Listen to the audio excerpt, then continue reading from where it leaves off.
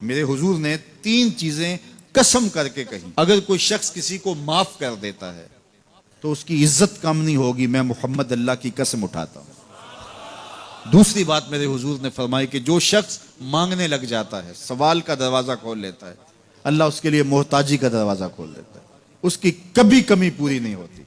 اور تیسری بات میرے حضور نے قسم کر کے کہی، ما نقص مال عبد من صدقہ، کہا میں اللہ کی قسم اٹھا کے کہتا ہوں کہ صدقے سے مال کم نہیں ہوتا، صدقے سے مال گھٹتا نہیں ہے۔ تو ایک تو مال بھی نہیں گھٹے گا، یہ ضمانت کس کی ہے؟ میری نہیں ہے، یہ رسول اللہ کی ضمانت ہے۔ ایک تو مال بھی کم نہیں ہوگا، اور دوسرا یہ ہے کہ حب دولت ختم ہوگی۔ حب دولت تلف می سازت زکات، یہ ماہ سیام آ رہا ہے تو زکات سے حب دولت کو کم کیجئے، بلکہ صدقات دیجئے، نفلی صدقات کیجئے، غرباء کی مدد کیجئے، مساکین کی مدد کیجئے، اپنے غریب محتاج رشتہ داروں پہ غور کیجئے، ان کی مدد کیجئے، اپنی ہمسائیگی میں دیکھیے، پردے سے مدد کیجئے، ان کی عزت نفس بھی مجروح نہ ہو۔ یہ جو نمائش لگا کے 10 اخباروں میں چھپوا کے لوگوں کی مدد کرتے ہیں، اس سے گریز کیجئے۔ کبھی سوچیں کہ اگر آج کسی کی بیٹی لائن میں کھڑی ہے تو کل اگر یہ مرحلہ میری بیٹی کے لیے آ جائے تو پھر میرا مزاج کیا ہوگا؟ تو عزت نفس کا خیال رکھیے، لوگوں کی غربت کا تماشا نہ اڑائیے، اور لوگوں کی جو ہے وہ محتاجی کو اپنی تسکین کا ذریعہ نہ بنائیے۔ یہ تو اللہ نے تمہیں دیا اور انہیں نہیں دیا، اور وہ آزمائش کی گھڑی میں کھڑے ہیں، تم ان کے ساتھ کھڑے ہو جاؤ۔ تو لوگوں کی مدد کیجئے، دکھیوں کے کام آئیے، مساجد تعمیر کیجئے، مدارس دینیا کے ساتھ وابستہ رہیے، اور لوگوں کی فلاح کے لیے، بہتری کے لیے کام کیجئے۔ اللہ نے آپ کو دیا ہے، یہ مال یہاں رہ جانا ہے۔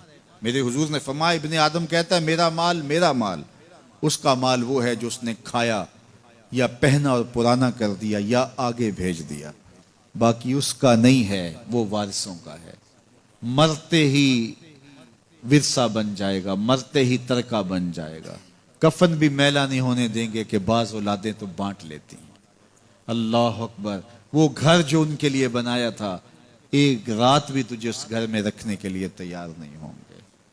آج تیرا نام چھن گیا، آج کوئی یہ نہیں کہتا کہ پیچھے سے مانگے اور حاضر اس چودھری صاحب کے، حاضر اس میت کے۔ آج تو ڈیڈ باڈی بن گیا، آج تو میت بن گیا۔